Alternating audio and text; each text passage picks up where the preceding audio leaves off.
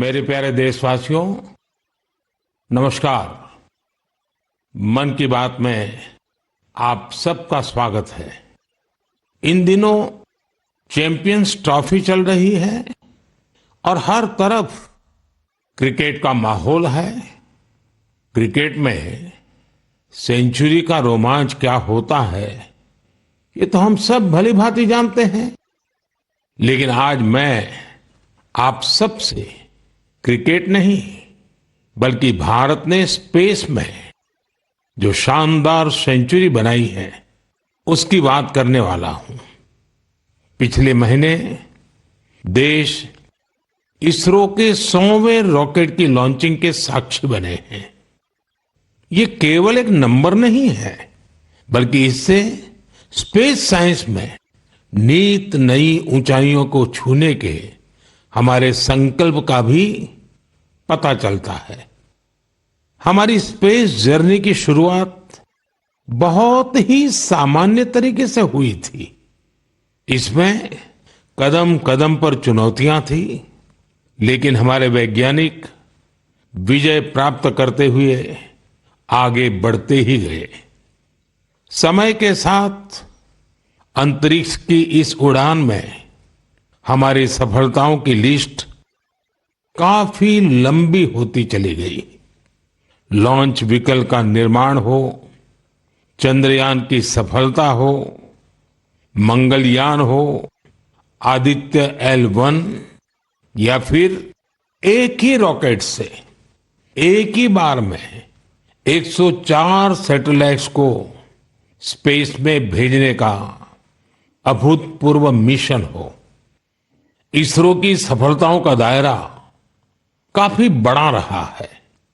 बीते 10 वर्षों में ही करीब 460 सैटेलाइट्स लॉन्च की गई हैं और इसमें दूसरे देशों की भी बहुत सारी सैटेलाइट्स शामिल है। हाल के वर्षों की एक बड़ी बात यह भी रही है कि स्पेस साइंटिस्ट की हमारी टीम में नारी शक्ति की भागीदारी लगातार बढ़ रही है।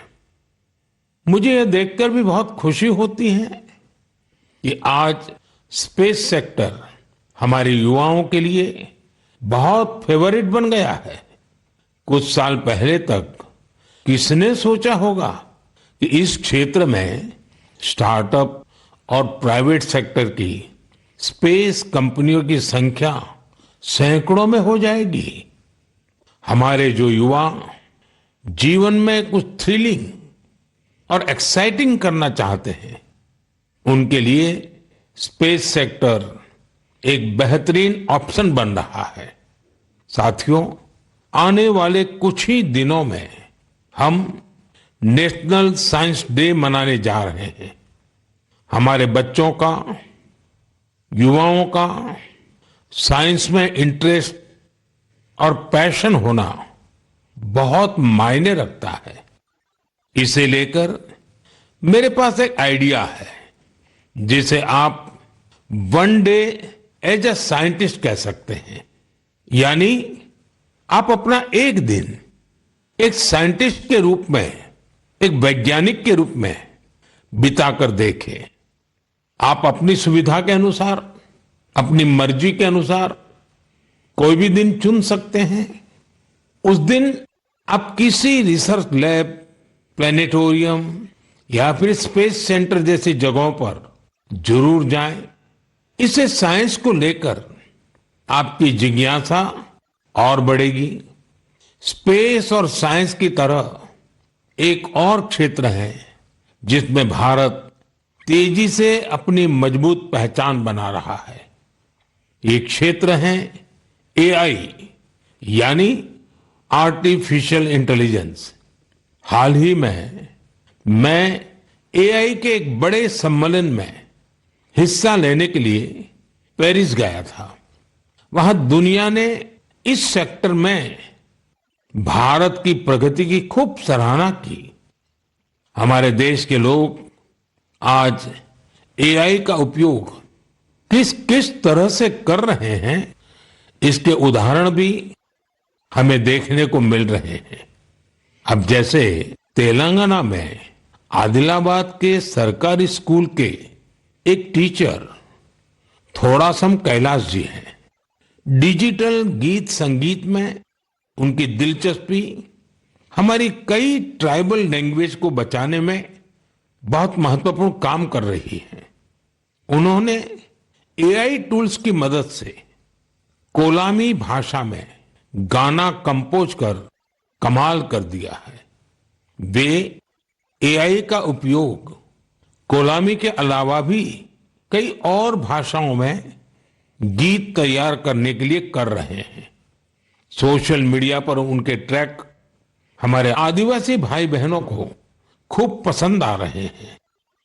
स्पेस सेक्टर हो या फिर एआई, हमारे युवाओं की बढ़ती भागीदारी एक नई क्रांति को जन्म दे रही है। नई नई टेक्नोलॉजी को अपनाने और आजमाने में भारत के लोग किसी से पीछे नहीं हैं।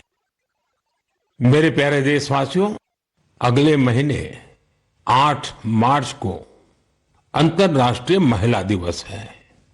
यह हमारी नारी शक्ति को नमन करने का एक विशेष अवसर होता है।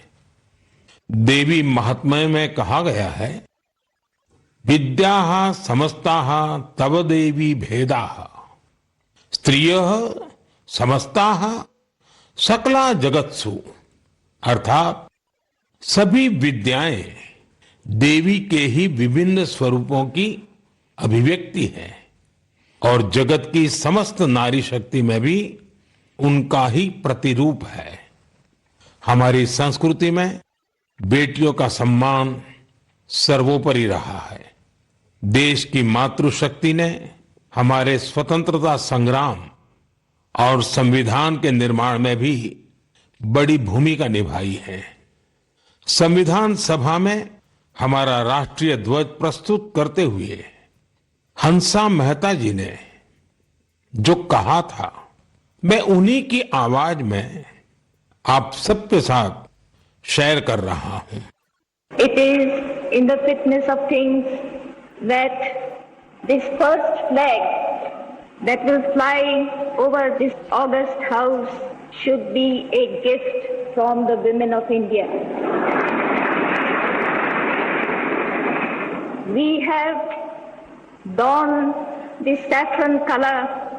We have fought, suffered and sacrificed in the cause of our country's freedom. We have today attained our goals. In presenting this symbol of our freedom, we once more offer our services to the nation. We pledge ourselves to work for a great India, for building up a nation that will be a nation among nations.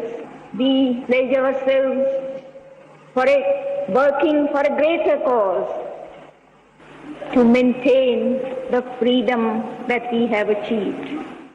साथियों, हंसा मेहता जी ने हमारे राष्ट्रीय ध्वज के निर्माण से लेकर उसके लिए बलिदान देने वाली देश भर की महिलाओं के योगदान को सामने रखा था। उनका मानना था कि हमारे तिरंगे में केसरिया रंग से भी ये भावना उजागर होती है। उन्होंने विश्वास व्यक्त किया था कि हमारी नारी शक्ति भारत को सशक्त और समृद्ध बनाने में अपना बहुमूल्य योगदान देगी। आज उनकी बातें सच साबित हो रही हैं। आप किसी भी क्षेत्र पर नजर डालें तो पाएंगे कि महिलाओं का योगदान कितना व्यापक है। साथियों, इस बार महिला दिवस पर मैं एक ऐसी पहल करने जा रहा हूं जो हमारी नारी शक्ति को समर्पित होगी। इस विशेष अवसर पर मैं अपने सोशल मीडिया अकाउंट जैसे एक्स, इंस्टाग्राम के अकाउंट्स, उनको देश की कुछ इंस्पायरिंग वुमेन को एक दिन के लिए सौंपने जा रहा हूं। ऐसी वुमेन जिन्होंने अलग अलग क्षेत्रों में उपलब्धियां हासिल की हैं इनोवेशन किया है, अलग अलग क्षेत्रों में अपनी एक अलग पहचान बनाई है। 8 मार्च को वो अपने कार्य और अनुभवों को देशवासियों के साथ साझा करेगी। प्लेटफॉर्म भले ही मेरा होगा, लेकिन वहां उनके अनुभव, उनकी चुनौतियां और उनकी उपलब्धियों की बात होगी।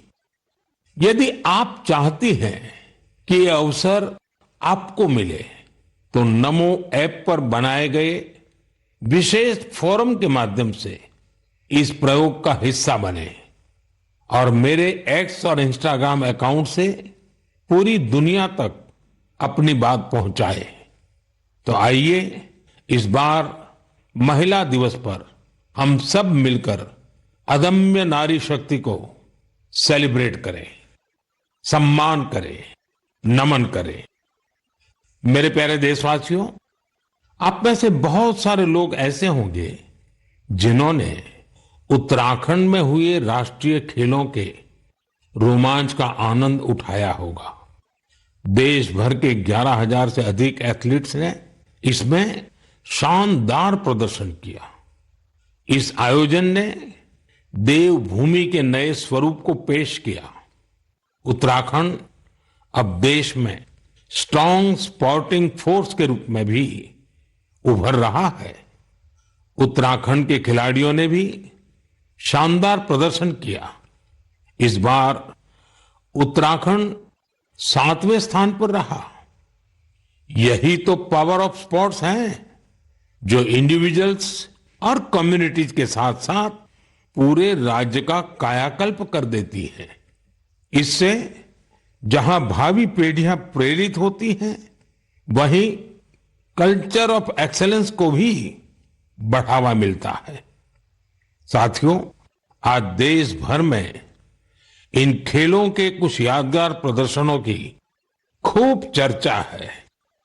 इन खेलों में सबसे ज्यादा गोल्ड मेडल जीतने वाली सर्विसेज की टीम को मेरी बहुत बहुत बधाई। राष्ट्रीय खेलों में हिस्सा लेने वाले हर खिलाड़ी की भी मैं सराहना करता हूं। हमारे बहुत से खिलाड़ी खेलो इंडिया अभियान की देन है। हिमाचल प्रदेश के सावन बरवाल, महाराष्ट्र के किरण मात्रे, तेजस सिरसे या आंध्र प्रदेश की ज्योति याराजी, सबने देश को नई उम्मीदें दी हैं। उत्तर प्रदेश के जेवलिन थ्रोअर सचिन यादव और हरियाणा की हाई जंपर पूजा और कर्नाटका की स्विमर धिनिधि दे सिंधु ने देशवासियों का दिल जीता। इन्होंने 3 नए राष्ट्रीय रिकॉर्ड बनाकर सबको चौंका दिया। इस बार के राष्ट्रीय खेलों में टीनेज चैंपियंस, उनका नंबर हैरान करने वाला है।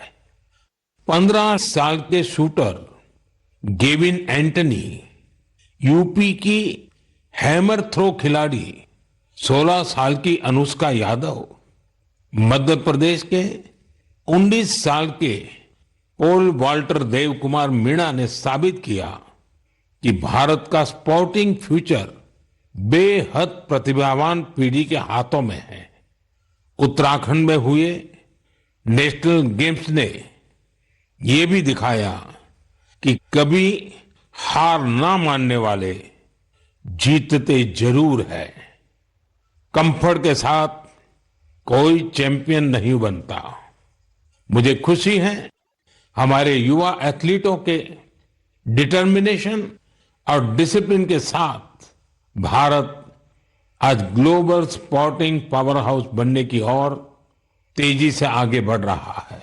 मेरे प्यारे देशवासियों, देहरादून में नेशनल गेम्स की ओपनिंग के दौरान मैंने एक बहुत ही अहम विषय उठाया है, जिसने देश में एक नई चर्चा की शुरुआत की है।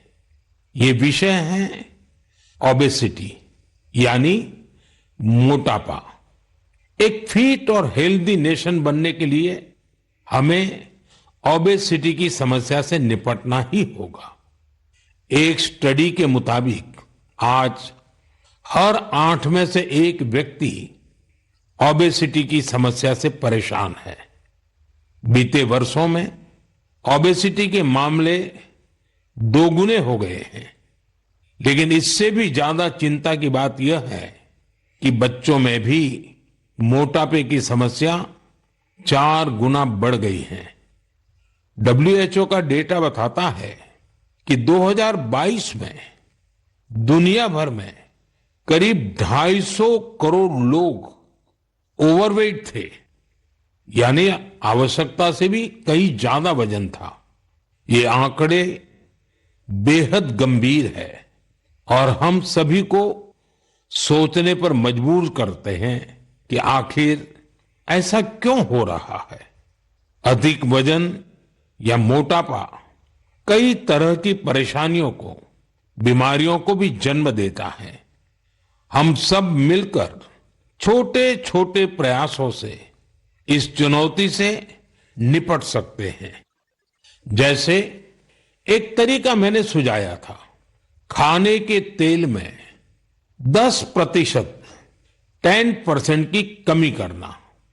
आप तय कर लीजिए कि हर महीने 10% कम तेल उपयोग करेंगे।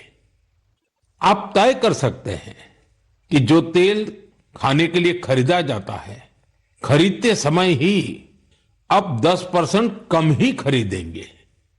ये ओबेसिटी कम करने की दिशा में एक अहम कदम होगा। मैं आज मन की बात में इस विषय पर कुछ स्पेशल मैसेज भी आप लोगों से शेयर करना चाहता हूं। शुरुआत ओलंपिक मेडलिस्ट नीरज चोपड़ा जी से करते हैं, जिन्होंने खुद सफलतापूर्वक ओबेसिटी पर काबू पाकर दिखाया है। सभी को नमस्ते, मैं नीरज चोपड़ा आज आप सभी को बताना चाहता हूं कि हमारे माननीय प्रधानमंत्री श्री नरेंद्र मोदी जी ने मन की बात में इस बार ओबेसिटी के बारे में चर्चा की है, जो हमारे देश के लिए बहुत ही अहम मुद्दा है। और मैं कहीं ना कहीं इस बात को खुद से भी रिलेट करता हूं, क्योंकि जब मैंने ग्राउंड पे जाना स्टार्ट किया था तो उस टाइम में भी मेरा भी काफ़ी मोटापा था, और मैंने जब ट्रेनिंग स्टार्ट की, अच्छा खाना स्टार्ट किया, तो काफ़ी हेल्थ में मेरे सुधार आया। और उसके बाद जब मैं एक प्रोफेशनल एथलीट बन गया तो उसमें भी मेरी काफ़ी हेल्प मिली।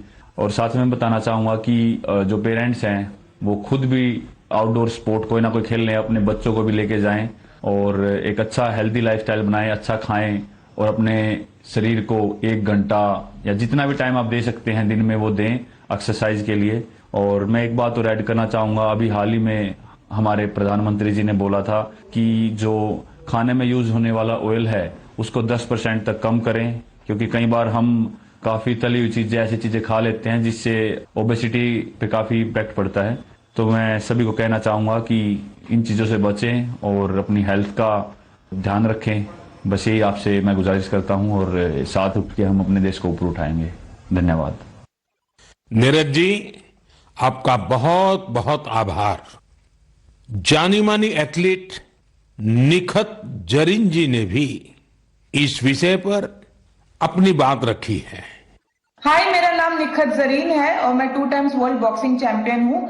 जैसे कि हमारे प्रधानमंत्री नरेंद्र मोदी जी ने मन की बात में ओबेसिटी को लेकर जिक्र किया है, and I think it's a national concern. हमें अपनी हेल्थ को लेकर सीरियस होना चाहिए, बिकॉज मोटापा जितनी जल्दी से फैल रहा है हमारे इंडिया में, उसको हमें रोकना चाहिए और कोशिश यही करनी चाहिए कि हम जितना हो सके हेल्दी लाइफस्टाइल फॉलो करें। मैं खुद एक एथलीट होके कोशिश करती हूँ कि मैं हेल्दी डाइट फॉलो करूँ, बिकॉज अगर मैंने गलती से भी अनहेल्दी डाइट ले लिया है या मैंने ऑयली चीजें खा ली, तो जिसकी वजह से मेरे परफॉर्मेंस पे इम्पैक्ट पड़ता है और मैं रिंग में जल्दी थक जाती हूँ। एंड मैं कोशिश यही करती हूँ कि मैं जितना हो सके एडिबल ऑयल जैसी चीजों को मैं कम इस्तेमाल करूँ और उसकी जगह हेल्दी डाइट फॉलो करूँ और डेली फिजिकल एक्टिविटी करूँ, जिसकी वजह से मैं हमेशा फिट रहती हूँ। एंड आई थिंक हम जैसे कॉमन लोग जो है तो डेली जॉब पे जाते हैं, काम पर जाते हैं, एंड आई थिंक हर किसी को हेल्थ को लेकर सीरियस होना चाहिए और कुछ ना कुछ डेली फिजिकल एक्टिविटी करनी चाहिए, जिसकी वजह से हमें बीमारियों जैसे हार्ट अटैक है और कैंसर जैसे बीमारियों से हम दूर रहे और अपने आप को फिट रखें, क्योंकि हम फिट तो इंडिया फिट। निखत जी ने वाकई कुछ अच्छे पॉइंट्स बताए हैं। आइए अब सुनते हैं डॉक्टर देवी शेट्टी जी का क्या कहना है। आप सभी जानते हैं वे एक बहुत ही सम्मानित डॉक्टर हैं जो इस विषय पर निरंतर काम कर रहे हैं। I would like to thank our Honorable Prime Minister for creating an awareness about obesity in his most popular Mann Ki Baat program. Obesity today is not a cosmetic problem. It is a very serious medical problem. Majority of the youngsters in India today are obese. The main cause of obesity today is poor quality of food intake, especially excess intake of carbohydrates, that is rice, chapati and sugar, and of course large consumption of oil. Obesity leads to major medical problems like heart disease, high blood pressure, fatty liver and many other complications. So my advice to all the youngsters, start exercising, control your diet and be very, very active and watch your weight. Once तो देखिए, PM Modi के मन की बात का 119वां episode आप सुन रहे थे, जिसमें तमाम खिलाड़ियों ने भी अपनी बात रखी। और चलिए यहाँ पर एक छोटे से ब्रेक के लिए रुक रहे हैं, फौरन लौट रहे हैं।